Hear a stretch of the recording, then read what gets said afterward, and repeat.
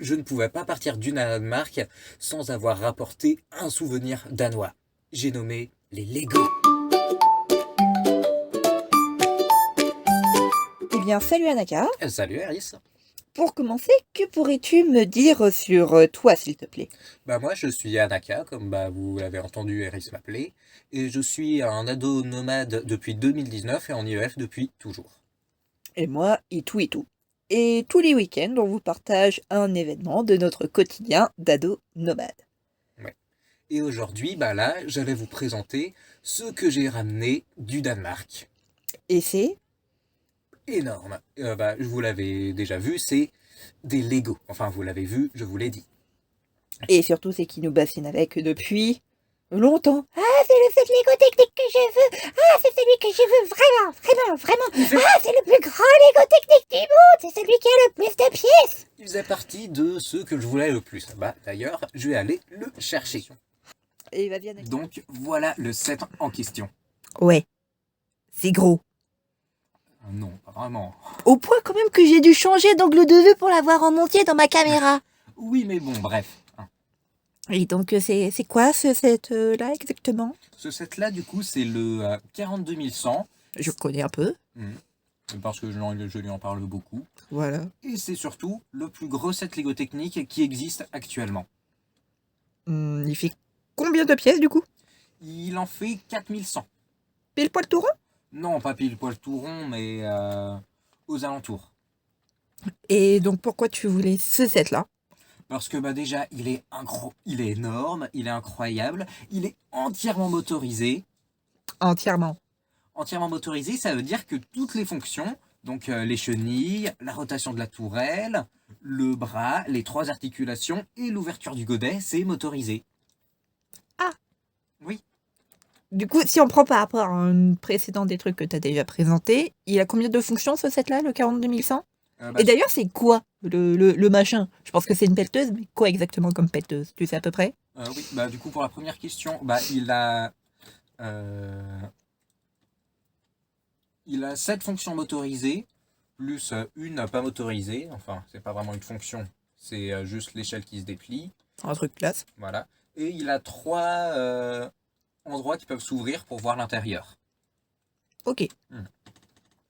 Et sinon, pour répondre à ta deuxième question, comme type d'engin de chantier, c'est une excavatrice à Schuler. À Schuler? En fait, c'est justement, ça a à voir avec le godet type du godet. Parce que il est un peu à l'envers, non? Par rapport justement à d'autres pelleteuses. Oui, justement, c'est le fait que ce soit une excavatrice à Schuler. Sur une pelleteuse normale, le godet par rapport au bras, on va dire ça c'est le bras de l'excavatrice, là il y a le corps, et le godet il fait comme ça pour creuser sous le sol.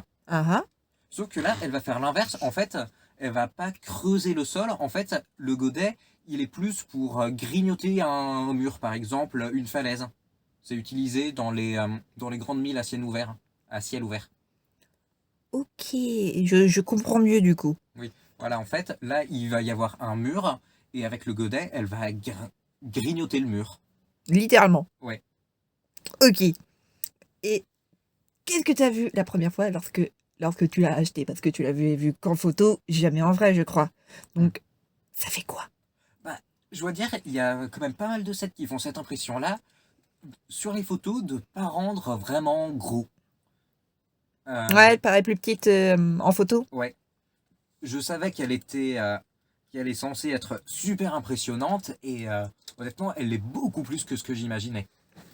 Ok. On va passer un petit peu à des questions un petit peu plus techniques. Par exemple, les câbles là, c'est quoi? C'est quoi tous ces petits câbles? Tous les câbles là, en fait, cette pelleteuse là, c'est un modèle. Normalement, c'est un type de pelleteuse qui existe réellement. Ok. Liebherr, c'est bien écrit là. Bouge ton bas.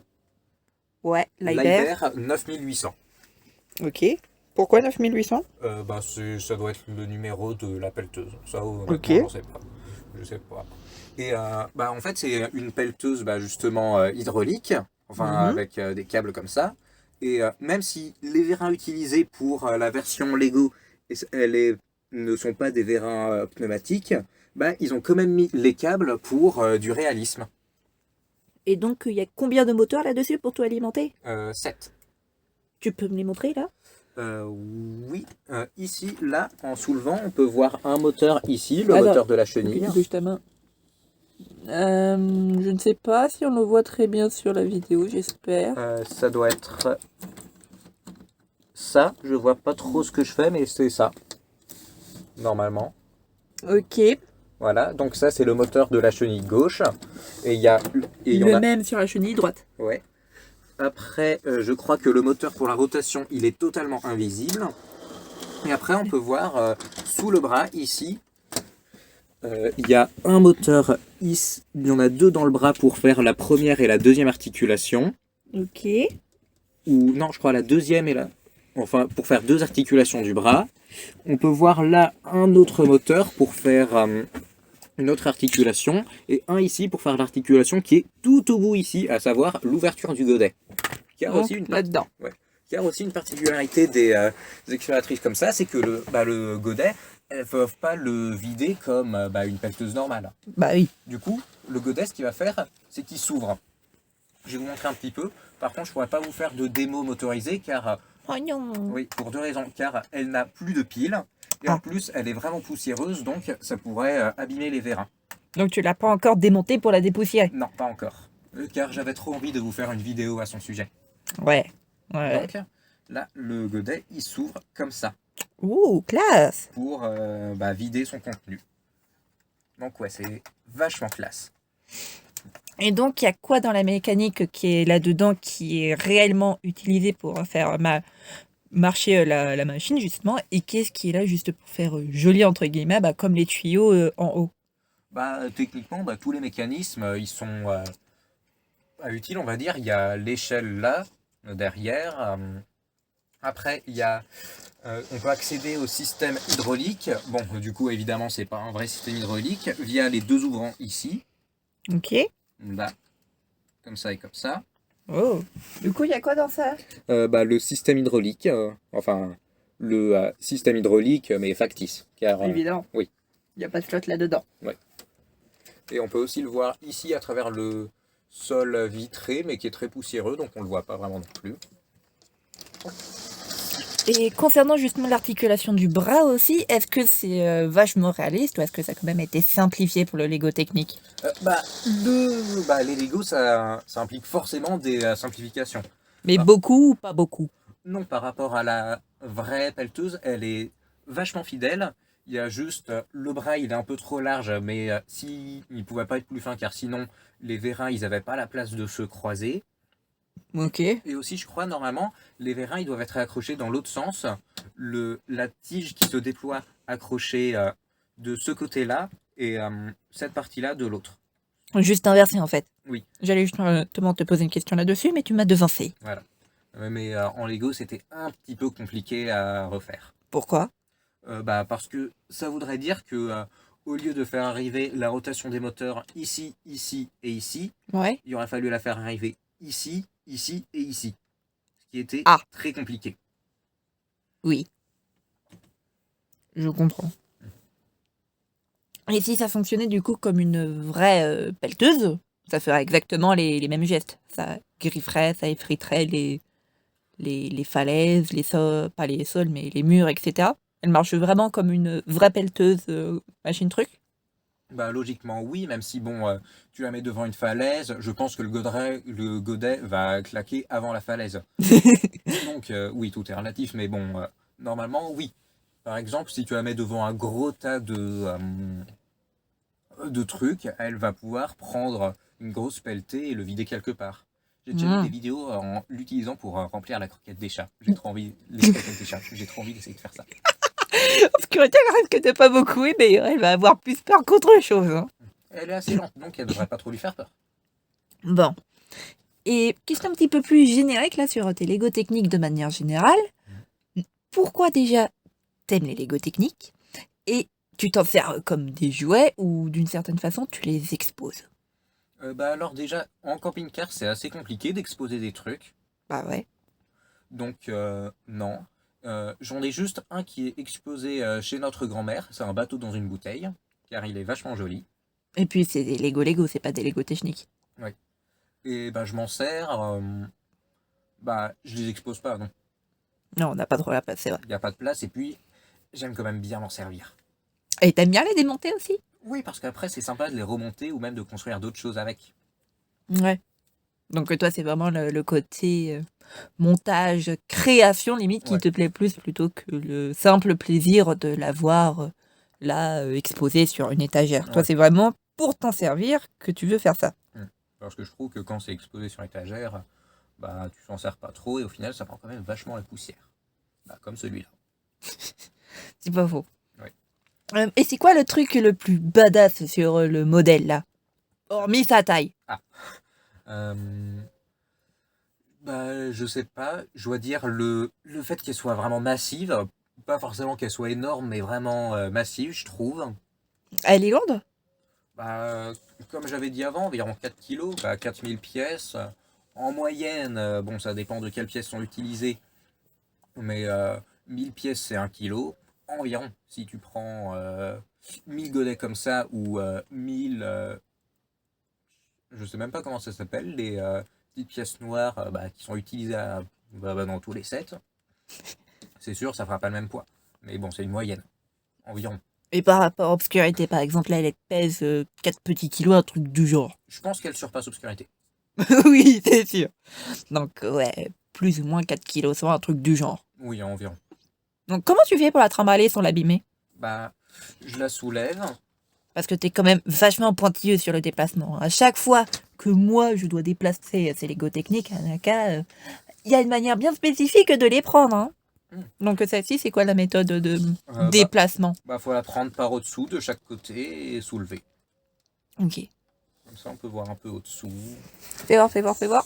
Ah, je sais pas trop si on voit beaucoup. Il y a peut-être l'autre moteur qui était caché que vous pouvez voir. Je vois une sorte de câble. Mais c'est quand même un petit lourd, on va le reposer. Ouais, c'est sûr que c'est un petit peu lourd. Ouais.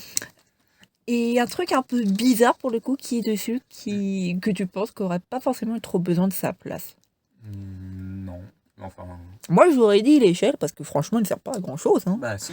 Oh, bien être jolie, je Non. suis désolé. Aussi, sans l'échelle, comment tu grimpes? Il faut penser que ça, c'est une pelleteuse qui est utilisée dans les mines à ciel ouvert. Donc, niveau taille, c'est énorme. Genre, je sais pas, mais le godet, il doit pouvoir. Enfin, j'ai pas forcément trop d'échelle, mais elle est réellement énorme. Mhm. Bon. Et est-ce que tu le recommanderais, ça c'est des Lego techniques, hormis le fait évidemment que oui, tu le recommanderais, mais pourquoi? Bah, je recommanderais à plus ou moins n'importe qui, car je trouve qu'il est génial. Bon, après, ça dépend si jamais faut. Si jamais.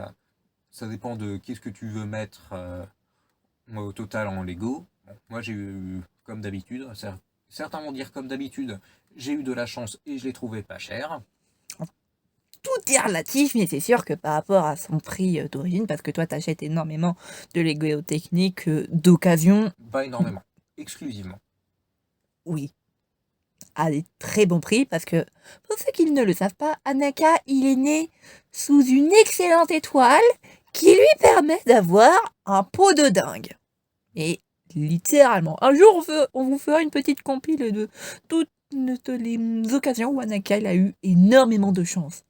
Plus d'une fois, Anaka, on lui a quand même fait la réflexion. T'as saisi l'occasion de ta vie sur le bon coin. Sauf que cette occasion, elle s'est représentée 3, 4 fois. C'est là. Attends. Deux. Vous voyez, il est en train de se compter 3. toutes les bonnes occasions qu'il a eues. Allez, ça doit être la 5e. C'est débridant à la fin. Donc il vaut vraiment le coup, ce Lego technique? Ouais. Ouais. T'es content? Bah oui, bah je pense qu'il ne le saurait pas avec celui-là. Donc maintenant, on peut dire officiellement que tu as les 3 plus gros sets Lego techniques jamais créés. Je sais pas, on peut dire que j'ai. Donc, la pelleteuse 42100. Ouais. Ensuite, Ensuite, c'est c'est un camion grue 42082. Ok. Ah, tu nous as pas fait de vidéo là-dessus? Ah non, bah peut-être. Bah, dans une prochaine, hein. Bah, bientôt, on sera posé en pet sitting et j'en profiterai pour monter tout ce que j'ai. Mais Dans vraiment Lego tout. Technique? Ouais, comme ça, Tout? je pourrais faire une petite présentation de tout ce que j'ai. Autrement dit, on te reverra pas pendant une semaine au complet. Oui, environ. Et après, la troisième plus grosse, c'est l'excavatrice à godet 42 055. 42 055? Oui. Ça, Et c'est leur elle est tenir. aussi vachement massive. Elle est un peu plus longue, mais je sais pas, moins imposante. Ouais. Alors qu'au contraire, le camion grue, il fait vachement petit comparé aux deux autres. Parce qu'il est vachement dense, tu m'avais déjà expliqué en fait. Les Ouais. pièces, elles sont très collées les unes aux autres, alors que là, d'une certaine façon, la pelleteuse, elle est assez aérée, entre guillemets, on pourrait dire. On peut voir là, il y a un petit Attends, truc je vais me qui lever. s'ouvre.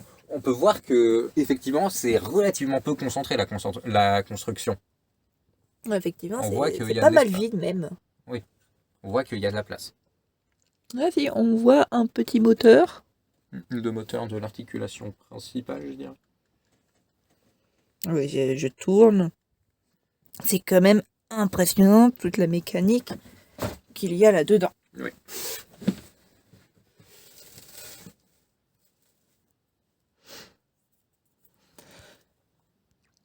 Et si je me rends compte que j'ai oublié de te poser une petite question par rapport au bras, les vérins, je crois que tu avais fait allusion qu'il y avait un autre truc un petit peu chelou dessus, hormis le fait qu'il soit placé à l'envers. Ouais, enfin, c'est chelou. Ça peut surprendre par rapport à une autre pelleteuse qui est pas justement à Schuler, Ouais. sur une pelleteuse classique. On voit les vérins. Là, ils sont attachés au corps et à la première section. Ok. Mais là, on peut voir que Où ça on peut voir? là, le vérin qui contrôle la deuxième articulation du bras, ils sont attachés à la deuxième section, mais ils sont attachés à la première. Ouais. Et les vérins qui contrôlent l'inclinaison du godet, ils sont aussi attachés à la première section et pas à la deuxième. Donc normalement, ils auraient dû être Non, attachés à cette partie-là? non, pas normalement. Ça fait que en fait, quand ces vérins-là bougent, en fait, à expliquer, c'est assez compliqué. Donc, je vais juste vous montrer en détachant les vérins. Regardez bien le godet. Logiquement, si ce truc-là bouge, le godet va bouger avec. Mais, grâce à la position des vérins, on voit que le godet, il change pas d'inclinaison. Ah. Oh, c'est classe. Pour pouvoir, justement, gratter. Alors que sur les pelleteuses normales, vu qu'elles n'ont pas besoin de faire ce mouvement-là, les vérins, ils sont pas positionnés pareil. Ok.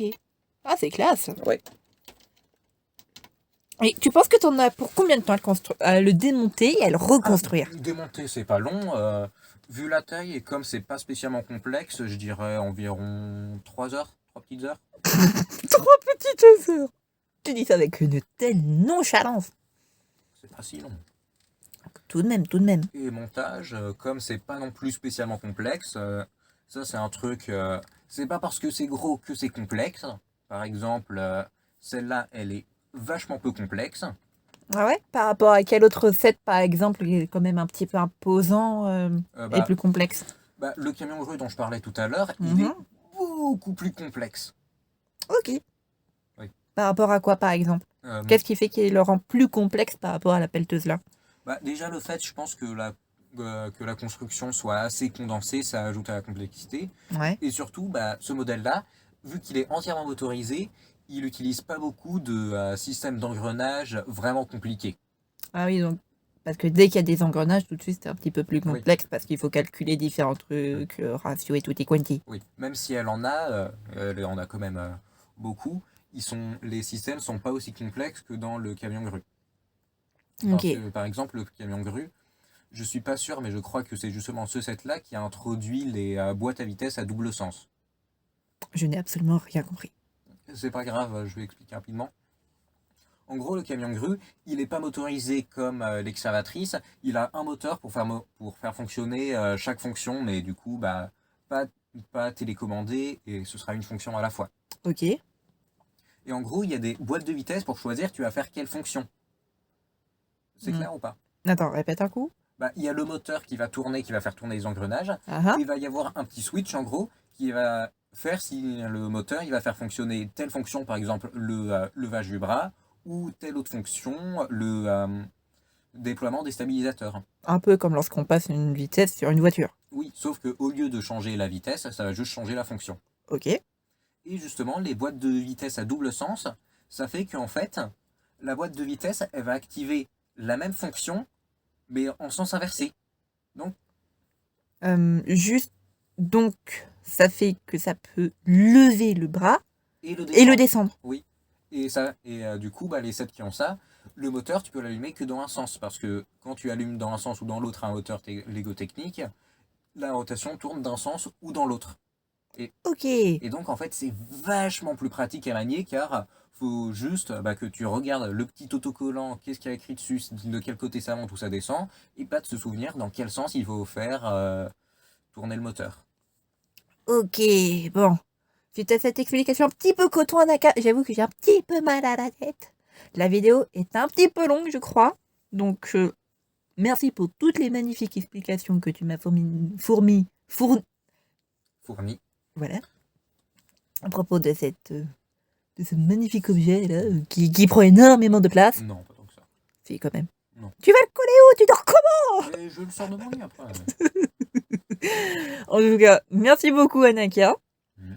J'espère te revoir du coup dans une prochaine vidéo où tu nous partageras encore plus ta passion pour les Lego techniques, cette passion qui prend tant de place et tant de temps. Ah oui, c'est pas comme s'il y en avait d'autres qui aimaient le cosplay. Là-dessus, je vais vous dire salut et on se revoit à bientôt dans une prochaine vidéo.